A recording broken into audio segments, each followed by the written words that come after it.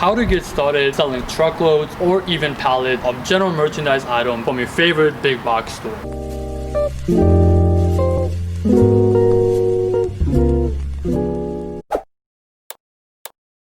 What's going on, everyone? My name is Sam and welcome back to another YouTube video. In today's video, I'm going to share with you guys some of the steps that I took to get started with buying truckloads and, in the beginning, pallets at a time of different general merchandise items from different stores, including Home Depot, Walmart, Target, Amazon, and even Lowe's. Before I get started, if you guys are new to my YouTube channel, make sure you guys hit that subscribe button. Also, smash that like button. That way we can get this video out there for everyone to see. When I first wanted to get started in this business, what I did was I was lucky enough to know someone who already was doing something similar to this. So I went and kind of picked their brain, figure out what would be the best way for me to get started. So his advice was for me to start with just buying 1 or 2 pallets at a time. Luckily for me, he helped me find, a good enough pallet for me to get started with. But for someone who's just brand new, doesn't have the connections like I did, what would I do to get started if I was starting from scratch? Step number 1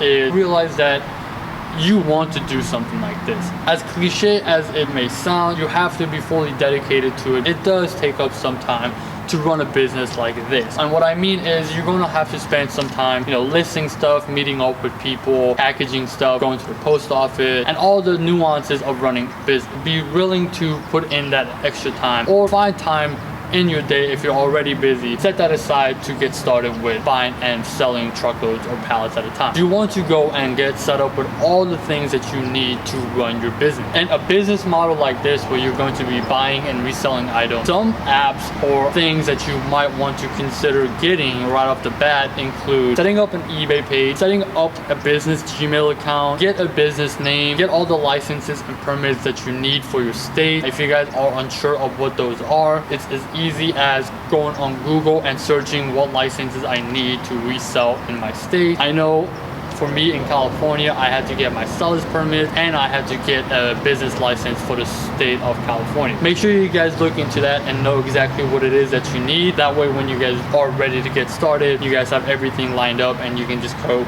down your task and do everything and check everything off. You also want to get things set up, like if you don't have an OfferUp account, set up an OfferUp account. There are other apps like Mercari, Nextdoor, which is a good one. It keeps you within like a 5 to 10 mile radius of where you live. That way you stay in contact with people around you and you can let them know that you have things that you are looking to sell. Also set up a Facebook page for your business. That way you can get access to Facebook Marketplace. So again, you can start selling locally as well. Step number 2 is to find a place to store your item. For some people, this seems like the most challenging part of starting a business, or something that kind of stops them from going forward, pulling the trigger in buying inventory. When I got started, I did not have a storage unit like you see behind me. What I started with was my bedroom.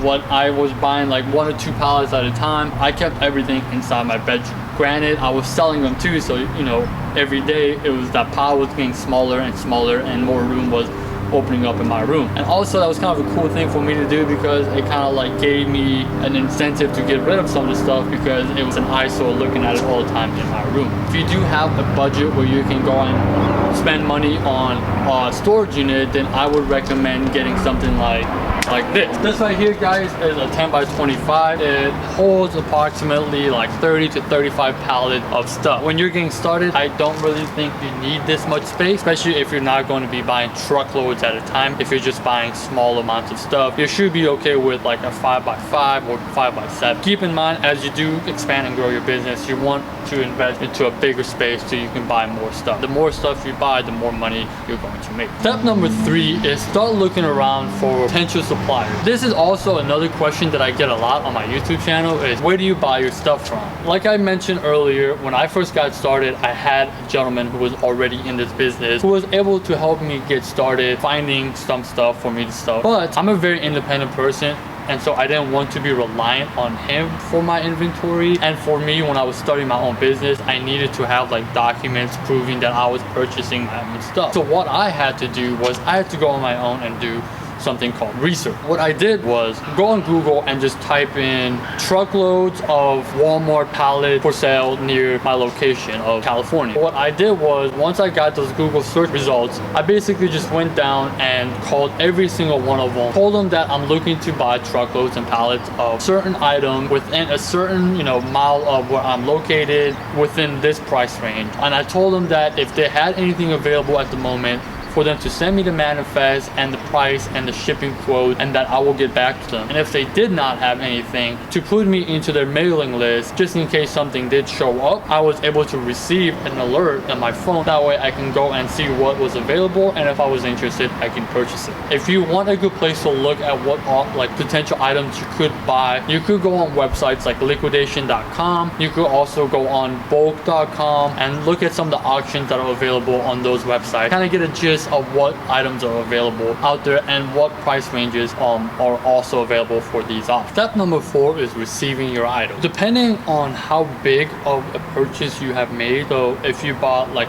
less than truckload, which is normally like less than 10 or 15 pallets, or a whole entire truckload, which is more than 15 pallets, it's going to really dictate how your items are shipped to you. Keep in mind that if you are buying like a full truckload, they're not going to deliver to a residential address, meaning they won't bring it to your house. You're going to need a commercial address or industrial address. That's why a storage unit would be perfect. If you're buying a less than truckload, I still don't know whether they would bring it to your house or not. I would make sure to bring that up with the shipping department. Sometimes they will do that. I've seen people, have less than truckloads delivered to their house. Normally, it's brought in one of those smaller trucks, not a whole semi-truck, so they're able to maneuver around your neighborhood. Definitely bring that up with whoever you are doing business and whoever is going to be shipping your items to make sure that they are able to bring it to the location that you have chosen. When you do receive the items, most of these companies, the shipping companies, will give you about 2 to 3 hours to unload these trucks. If you have 2 or 3 friends that can help you unload, there's no reason why you guys shouldn't be able to get a whole truckload unloaded within that 3-hour time slot that they give you. If you have a pallet jack or a forklift, even better. That way you can just unload everything at once. Well, not at once, but like a pallet at a time instead of individual items, and speed up process. If you do go above that 3 hour or need more than 3 hours to unload the truck, don't worry, the truck's not just gonna take off on you. From my experience, it charges you like an hour rate.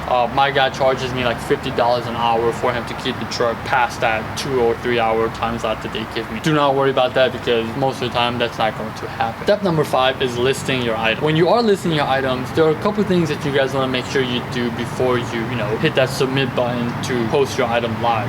One, you want to make sure that the item is complete, there's nothing wrong with it, it's not broken, and it is being listed in the condition that you are listing it as. I've had instances where people wanted to return an item because I forgot this one particular item was missing like the whole entire hardware for it, even though I didn't know that it had hardware, and so the person wanted to return the item, and I lost what I paid for shipping plus what I had to pay for the person to return the item. So make sure you guys check these items for completeness. You also want to make sure that you guys check the prices of these items before you list them. My rule of thumb is that if I can sell an item for more than what I bought it for plus $5 for shipping, then I will go ahead and list it for sale on any online platform like eBay or Amazon. If not, then I'm just going to hold on to it, and then I'll just have like a garage sale or something like that where I can sell these items. The reason for that is because sometimes it's not worth it to list an item for so cheap if you're not going to make your money back, and also it's not worth it to go and meet up with someone halfway across town for like $5 or $10. So there you go, guys. Those are some of the steps that I would take if I were to start this business all over again. I hope that those steps were helpful and useful, and that you guys can follow along with them and kind of get started with your own business like this. If you guys did like this video, make sure you guys hit the like button, and if you guys haven't done so yet, make sure you guys subscribe to this channel for more videos like this.